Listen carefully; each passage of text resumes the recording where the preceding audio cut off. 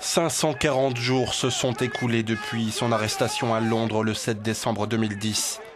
Pendant ces longs mois, Julian Assange s'est battu pour échapper à une extradition et surtout ne pas sombrer dans l'oubli. Car le jour même de son placement en détention, l'Australien qui s'est volontairement livré à la police tout en clamant son innocence attire une foule de supporters. Pour eux, l'affaire n'est rien d'autre qu'un complot contre le fondateur de Wikileaks.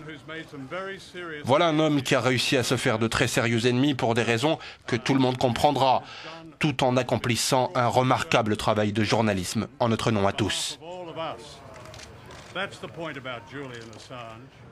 Des propos qui font bien sûr référence aux nombreux documents publiés sur le site qu'il a cofondé.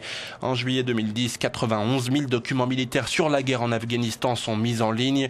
Y figurent notamment des opérations contre les talibans et des tueries de civils. Assange dénonce.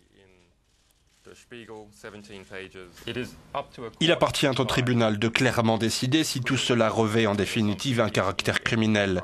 Cela dit, les documents semblent de prime abord apporter la preuve que des crimes de guerre ont été commis. Mais c'est la publication en novembre 2010 de près de 250 000 câbles diplomatiques américains par Wikileaks, repris ensuite par des grands titres de la presse mondiale, qui provoque un véritable séisme. Washington grince des dents et menace Assange de poursuites. La ministre française des Affaires étrangères de l'époque se souvient.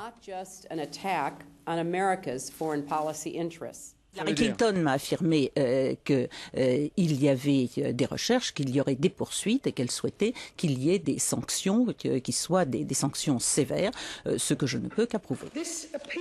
Une menace qui n'a jamais cessé de hanter l'Australien qui redoute déjà que son départ vers la Suède ne soit le prélude à une extradition ultérieure vers les États-Unis.